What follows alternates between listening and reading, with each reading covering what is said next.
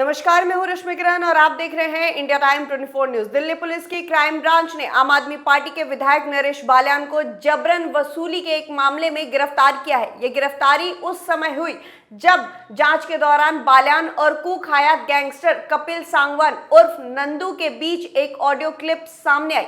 नंदू इस समय विदेश में है। इस बातचीत में कथित तौर पर व्यापारियों से फिरौती वसूलने की योजना पर चर्चा की गई थी। पुलिस इस मामले में आगे की जांच और पूछताछ कर रही है। अधिकारी के मुताबिक जांच ये समझने के लिए किया जा रहा है कि इस जबरन वसूली के नेटवर्क में और कौन कौन लोग शामिल है। इस घटना में आप पार्टी को एक बार फिर विवादों में ला दिया गया है। फिलहाल पुलिस इस मामले में आगे की जांच और पूछताछ कर रही है।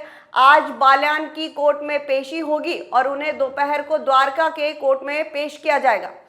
आम आदमी पार्टी ने विधायक नरेश बाल्यान की गिरफ्तारी को गैर कानूनी बताया है। सांसद संजय सिंह ने कहा है कि भाजपा ने नकली ऑडियो क्लिप के खिलाफ कोर्ट के स्टे के बावजूद गिरफ्तारी की। इसके साथ ही उन्होंने कहा कि ये भाजपा की हताशा है। ये गिरफ्तारी भाजपा के प्रवक्ता गौरव भाटिया द्वारा एक कथित ऑडियो क्लिप जारी करने के बाद हुई, जिसमें बाल्यान को एक गैंगस्टर से पैसे वसूलने की योजना बनाते हुए सुना गया था।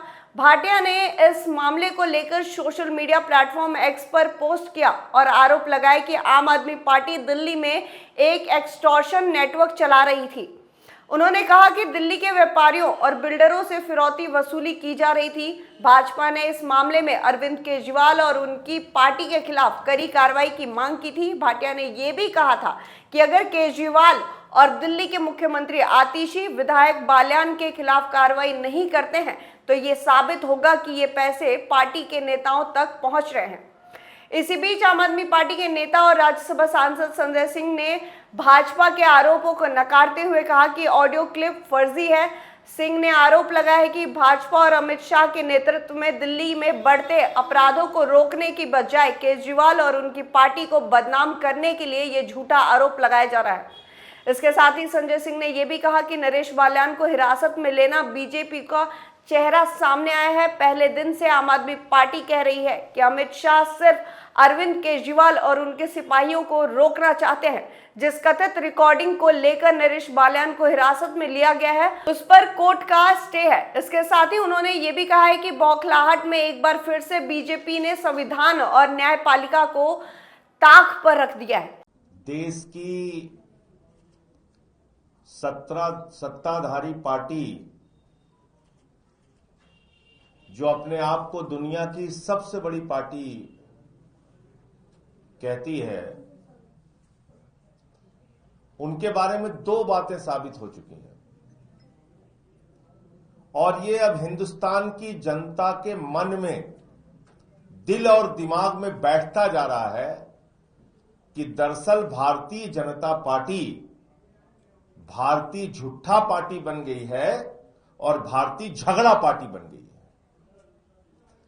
इस पार्टी का मकसद है झूठ और झगड़ा। झूठ और झगड़े के माध्यम से पूरे देश को बर्बाद करने का लक्ष्य भारतीय जनता पार्टी का है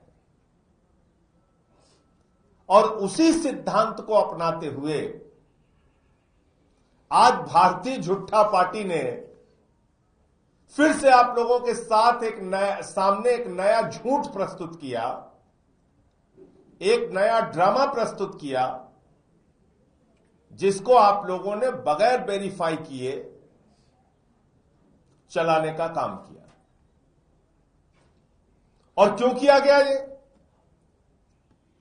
क्यों पिछले कई दिनों से आम आदमी पार्टी के राष्ट्रीय संयोजक अरविंद केजरीवाल जी दिल्ली की कानून व्यवस्था का सवाल उठा रहे हैं। यहां गैंगरेप हो रहा है, गैंगवार हो रहा है, माफिया राज चल रहा है, व्यापारियों को गोली मारी जा रही है, महिलाओं को सड़कों पे घसीट के उनकी जान ले ली जा रही है। यह सारा मुद्दा केजरीवाल जी उठा रहे हैं और अमित शाह बजाय इसके कि केजरीवाल के सवालों का जवाब दे, अमित शाह बजाय इसके कि दिल्ली में अपराध रोके, केजरीवाल को रोकने में लगे हुए हैं। केजरीवाल के खिलाफ तमाम तरीके के षड्यंत्र और साजिश रचने में लगे हुए हैं। मुद्दों से दिमाग हटाना है। अब मुद्दों से दिमाग हटाने के लिए सिर्फ एक ही सहारा होता है, भाजपाइयों का झूठ। तो आज उन्होंने वो ऑडियो क्लिप आपके बीच में चलाया जो पूरी तरीके से फेक है, जिस ऑडियो क्लिप की कोई सत्यता नहीं है और जिस ऑडियो क्लिप के बारे में दिल्ली के माननीय हाईकोर्ट ने रोक लगा रखी है। ऐसा एक audio clip Bharatiya Janata party का, फिर से मुझे कहना पड़ रहा है, भारतीय झूठा पार्टी का आईटी सेल का जो हेड है वो चला रहा है। उसके प्रदेश अध्यक्ष बीजेपी के जो दिल्ली के हैं सचदेवा जी, गौरव भाटिया, उस झूठ को लेकर उड़ रहे हैं आसमान में, आसमान में उड़ रहे हैं, जिसके संबंध में हाई कोर्ट का निर्णय आ चुका है। ऐसे झूठ को लेकर उड़ रहे हैं और यह आदेश हाई कोर्ट का है कि ऐसा कोई भी ऑडियो चलाया नहीं जाएगा। भारत के उच्च न्यायालय, दिल्ली के उच्च न्यायालय के आदेश के बावजूद भारतीय जनता पार्टी ने ऑडियो क्लिप कैसे चलाई? इनके खिलाफ माननीय न्यायालय को एक्शन लेना चाहिए। गैंगस्टर कपिल सांगवान उर्फ नंदू दिल्ली के नजफगढ़ में रहने वाला है। माना जा रहा है कि फिलहाल कपिल लंदन में छिपा हुआ है। अपराध की दुनिया में कदम रखने वाले नंदू के खिलाफ 20 से ज्यादा अधिक आपराधिक मामले दर्ज हैं।